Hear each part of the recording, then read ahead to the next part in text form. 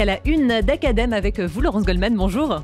Et rebonjour Margot, et j'ai le plaisir d'accueillir nos confrères d'Academ, la plateforme culture du FSJU, Elisheva Gottverstein et Ruben Honigman. Bonjour à tous les deux. Bonjour Laurence. Bonjour. À la une d'Academ cette semaine, c'est une nouvelle fois bien sûr l'actualité politique qui s'impose au lendemain du premier tour de ces élections législatives. Et vous avez choisi, à partir de documents d'archives, d'évoquer la figure de l'étranger, la figure de l'immigré, qui a été l'un des sujets, bien sûr, au cœur de cette campagne, Elisheva Gottverstein. Oui, Laurence, tout à fait. Une vague brune submerge le Parlement français. Près de 11 millions d'électeurs ont choisi le Rassemblement national. Et bien que ce chiffre était quasiment annoncé, ce matin, nous sommes pétrifiés. Jamais l'extrême droite n'a été aussi proche du pouvoir. On sait qu'un des thèmes principaux de l'extrême droite, c'est l'immigration, le rejet radical des étrangers. J'ai reçu en entretien la semaine dernière un philosophe, Jacob Rogozinski, qui a consacré son dernier livre au mécanisme de la xénophobie, comprendre pourquoi et comment des individus, une société, en arrivent à cette haine des étrangers. Dans son livre « Inhospitalité », il explique que la xénophobie, étymologiquement, en grec, c'est la peur, phobie, xénos de l'étranger. Et cette peur conduit inévitablement à la haine, au rejet de l'étranger. Or, cette angoisse ne repose pas sur une réalité factuelle. Il montre, à partir des travaux des démographes, qu'il n'y a que 0,4% de migrants qui pénètrent chaque année en Europe et seulement 0,2% en France. Pourtant, ce thème d'une supposée invasion migratoire s'est imposé dans le débat public. Et donc, pour comprendre comment une représentation illusoire, chimérique, a pu prendre le pas sur la réalité, Jacob Rogozinski fait appel, entre autres, à la science du fantasme, la psychanalyse. Il montre que ce qui s'apparente à une pathologie sociale trouve sa source dans les pathologies individuelles de chacun et chacune d'entre nous, dans nos façons singulières de nous représenter la société et notre place au sein de la société. Et c'est donc par un travail individuel sur nos propres représentations que l'on pourrait combattre la xénophobie, en acceptant une part d'étrangeté en soi. Et si vous me le permettez, Laurence, je vais m'autoriser une petite note personnelle. Je suis issue, comme beaucoup d'entre nous sur ce plateau, d'une histoire de migration. Je n'ai pas connu mes grands-parents. J'ai toujours su qu'ils venaient d'ailleurs, de plusieurs ailleurs. Je connaissais leur histoire, leur trajectoire, ce qui les avait conduits à choisir la France, à s'y installer, à s'y sentir chez eux. Je ne les ai pas connus, donc je ne les ai jamais entendus parler. Très récemment, en écoutant un enregistrement de la voix de mon grand-père, j'ai pris conscience qu'il s'exprimait avec un accent. Bien sûr, vous me direz, il était immigré. Mais à moi qui suis née en France, qui suis française, dont la langue maternelle est le français, qui parle et qui pense en français, cet accent a été curieux. Je n'avais jamais réalisé que mes grands-parents portaient dans leur langue la marque de leur origine étrangère, alors même que je connaissais très bien leur histoire. C'est en entendant cet accent, soudainement, que j'ai pris conscience du chemin qu'ils avaient parcouru pour arriver en France. Et je referme immédiatement cette parenthèse personnelle. Cette proposition de Jacob Rogozinski de retrouver la part étrangère en soi résonne évidemment avec l'injonction biblique « Souviens-toi que tu as été étranger au pays d'Égypte ». Jacob Rogozinski mobilise ses sources juives, mais également des sources chrétiennes tout au long de son livre.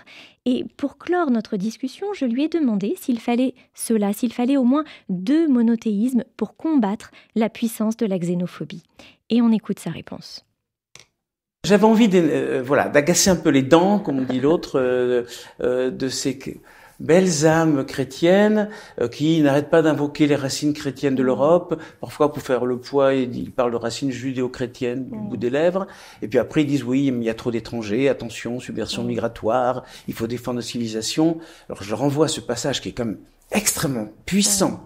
C'est une très belle parole dans l'évangile de Matthieu. C'est à la fin des temps, donc Jésus invective Jésus en tant que Messie, pour le coup, revenant là, invective ceux qui sont maudits, ceux qui ont fauté, et leur dit j'avais faim et vous ne m'avez pas nourri, j'avais soif et vous ne m'avez pas donné à boire, j'étais étranger et vous ne m'avez pas accueilli. Alors ces gens-là protestent en disant « Mais Seigneur, quand est-ce qu'on t'a vu affamé, assoiffé, étranger et qu'on ne t'aurait pas accueilli ?» Ils disent « Ce que vous n'avez pas fait au plus petit des miens, c'est à moi que vous n'avez pas fait. Ça, c'est une phrase d'une très grande puissance. Alors bon, j'ai cité plusieurs fois, Vayikra, Bamidbar, Devarim. Je pense que là, cet homme parle en tant que juif. Bon, c'est le Jésus juif, celui qui dit, je ne retirerai pas un iode de la Torah. C'est pas l'espèce de figure que certains de ses disciples en ont faite par la suite. C'est un Jésus profondément juif, qui rappelle simplement l'impératif d'hospitalité qui est inscrit dans la Torah, très profondément. Bon, donc je pense que voilà, c'est pas intéressant de rappeler ça à tous ces gens de la droite catholique, enfin la droite chrétienne ou protestante, etc., aux États-Unis, en France et ailleurs, qui oublient les enseignements de leur propre tradition, de même que des Zemmour et quelques autres oublient les fondements de l'éthique juive.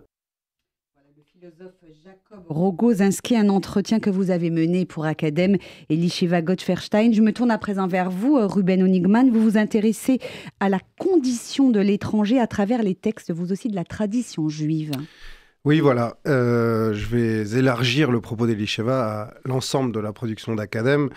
Ce qu'on met en avant cette semaine en une, c'est un dossier intitulé « Étrangers sur Terre » et qui est consacré au sentiment d'être chez soi, ce qu'on appelle l'autochtonie, et qui est, je crois, le fondement psychique du Rassemblement national. Alors pourquoi est-ce qu'on fait ça ?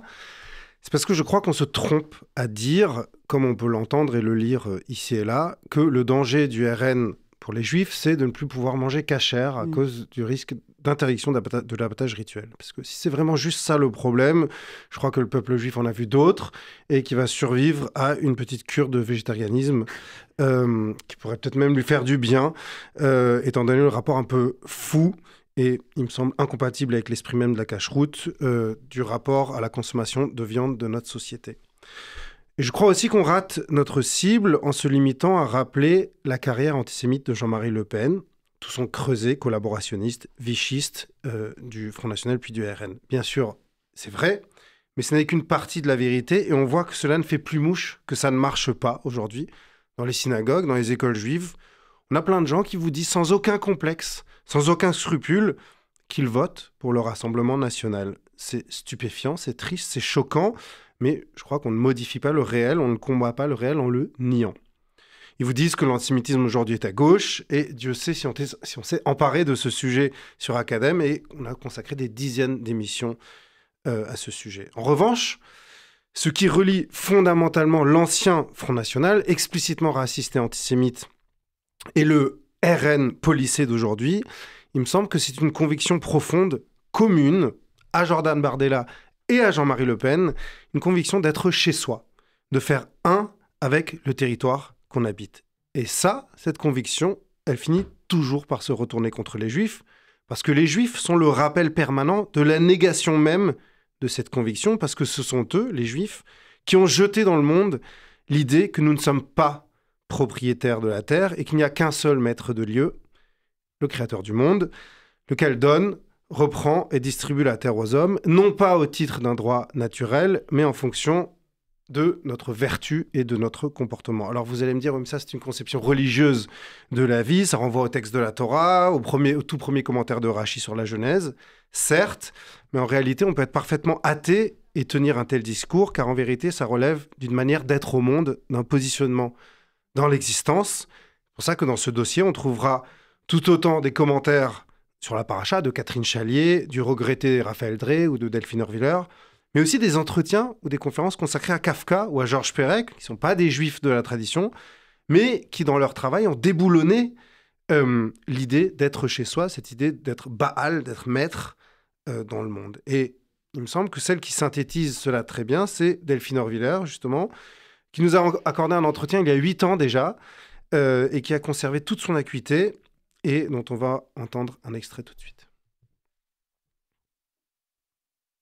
Quel sens vous donnez à cette obsession, si on peut dire, de la Torah, de la condition de l'étranger ?